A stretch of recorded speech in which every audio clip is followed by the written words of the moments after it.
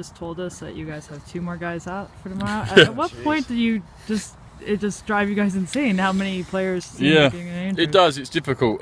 Certainly, compared to last year, we didn't really have much chopping and changing, and we was able to keep the same line-up or the same back four or same midfield, and it does get difficult, but it's just why you got a big squad, and you have to rotate the players and put new ones in.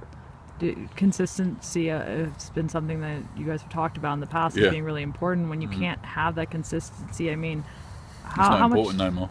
You have to change. You have to change your answer. With the struggles you have, how much does that play a role, though? Yeah, it definitely has. I think getting your your game going and knowing what's going on and certainly what other people are doing. You only get that by playing with someone or playing the same back four, same team, and you're going to get that. But you just have to adapt to it and try and work on training as much as you can, and try and ride through the struggle with injuries. Every team comes as it happened to them. So sadly, it's our turn at the minute.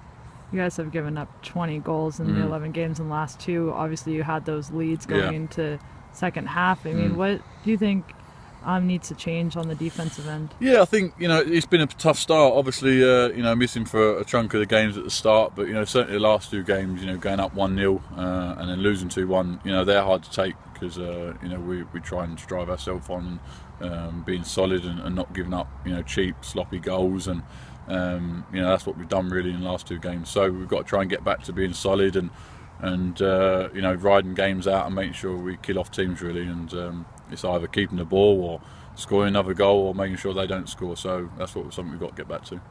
In terms of that first half, you guys did keep the ball a lot more. Did that feel like a step forward in the way you were able to play that half? Definitely it did. I think we showed it against Toronto probably for 20 minutes. Against them we played very well and kept the ball and kept it moving, and then we've done it at Vancouver, and then certainly last game we kept it for the first half, and we probably could have killed those off in the first half, but we didn't.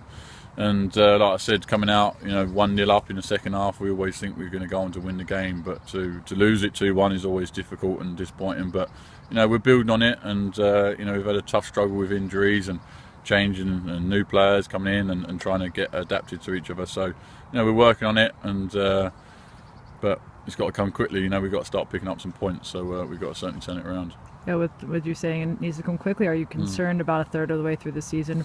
I think it's the 3rd year in a row you guys are kind of at the bottom of the standings. I'm not concerned, not if we do what we did last year and go on and win it. But no, I think it's something we've just got to be aware of, and we've got to start picking up points and start winning games and killing off teams. We've been in very good positions, certainly going half time.